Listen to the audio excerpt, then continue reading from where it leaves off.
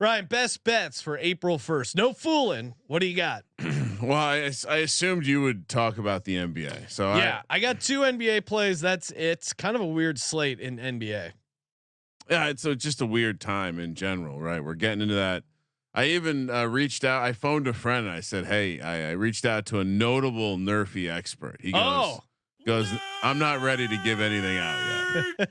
So that was Jared Smith. A little annoyed the season started so early. I'm like, you know what? I've been feeling this way for a while. Also, MLB is so dumb. Why do you have opening day competing with the Sweet 16? Make it opening day should be today. If you're listening to this on a Monday, why is today not opening day? We just had the Easter holiday. Okay, opening day Monday. You would have we're jonesing for action. But now the MLB, opening day, it gets you sucked in. But now it's like game 3. Who cares? I mean, again, yeah, I'm with you. Our buddy Justin Steele already dealing with the hammy. Shout out to you, Justin, on a speedy recovery. I would never make fun of Justin, but the first thing I saw was like a kid in one of my teams, like just being like, "Oh, you didn't stretch." It looked like it popped good too. He's going to be out for a while. That sucks. Couple weeks, unfortunately. Yep. All right, Kramer, what do you got for the? You know where I'm going? I'm staying in March Madness. We got some action. CBI on the nope. The women's tournament. Sean, how progressive? Very progressive of me. 2 plays, like you said. I'm matching. Well, it's Caitlin Clark versus Angel Reese, right? Rematch of the national championship, just like our gals in UConn a couple rounds ago, featuring Kim Mulkey, who I learned earlier today has a child named Kramer. Kim Mulkey, who's been at LSU for a couple years, she's really making a lot of noise. Did you know she coached at Baylor for all those years? She's been running her mouth. There's that expose that's going to get published about her. They only interviewed the people that had negative stuff to say for some reason. Seems really weird.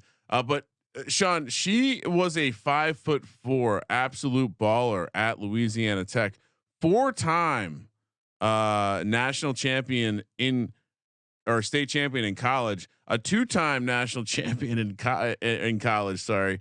But she won an award, Sean, that I thought you might appreciate. It's called the Francis Pomeroy Naismith Award. It's given to the nation's top senior who's under 5'6".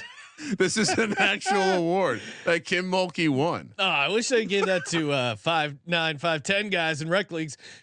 Josh, I just sent you a photo of Kim Mulkey. She's so great. If you could please pull it up, Josh. It's pretty fun. I mean, honestly, she's one of these people. The men's game has had many of them, where they are probably a complete piece of shit, but they are also probably incredibly valuable for the game. Yeah, most coaches are dicks. Probably same applies to the women's game. She is wearing. I'll try and describe it, but you really need to go to youtube.com/sportsgambling podcast. It is a giant glittery jacket with dice on it, hearts, playing cards, Lucky Charms, poker chips. It's like an awesome Vegas jacket. Now, it says if the horseshoe in there makes me. This is like AI. Like someone types in "draw me luck."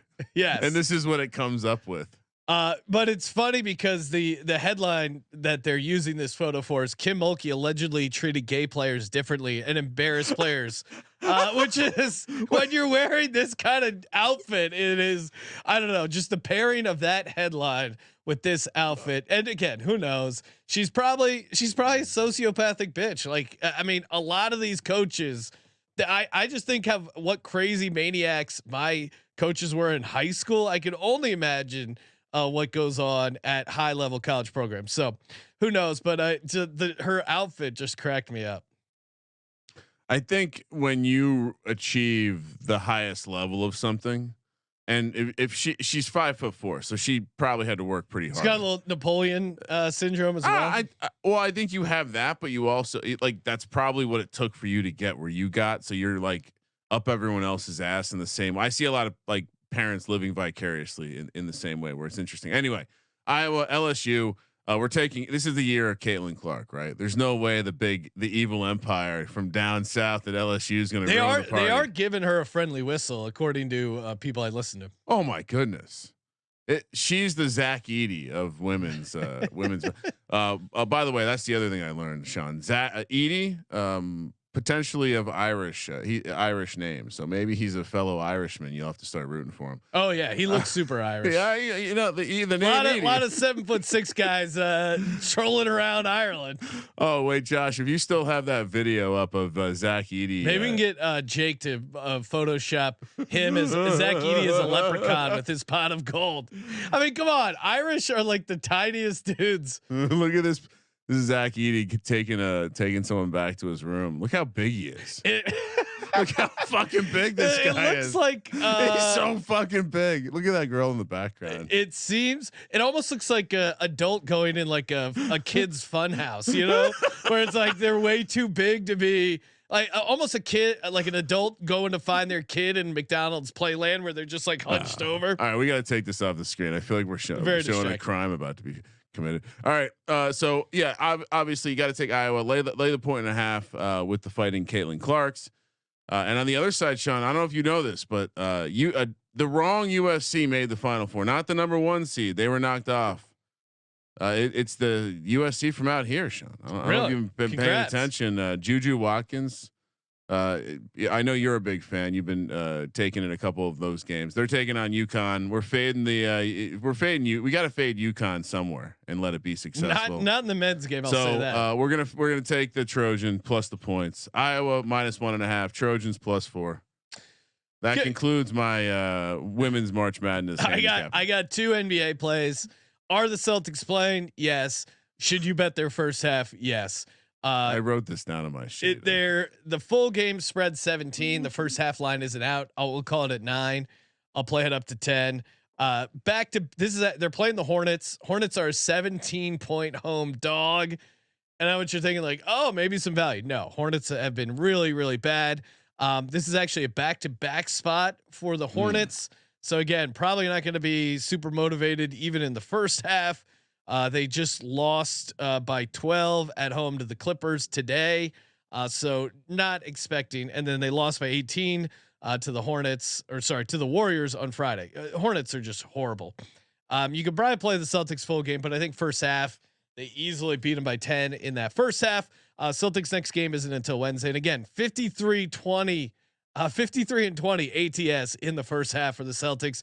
Going to keep riding that train till it comes off the tracks. Next up, I got the New Orleans Pelicans at home, 1-point home dog. Pelicans coming off a loss. They're playing the Suns. Suns also coming off a loss, but it's a back-to-back road spot for the Suns. Huge game for the Pelicans in general in the West. Fit Zion has been playing really well ever since he got rid of that soda. And may I add real quick? Sure. As someone who doesn't watch every minute of every game like I do in the UFL, really shocking how losing weight and actually getting in shape to play a sport is good for that sport. I did say to Kramer, I think the Pelicans were randomly on. I go, Kramer, look at this. Look at how skinny he looks. You don't even recognize the guy. So explosive when he's not carrying that 40 he really pound is. fucking Dude, cinder he was block. so fun to watch in college. And Fun Zion's back until they took his shoe out, and that was scary. That was the beginning of the end. Pelicans, the best team ATS after loss in the association, 19-18-1. So give me the Pelicans as a small home dog here right now, +1, and give me the Celtics laying 9 in the first half at Charlotte.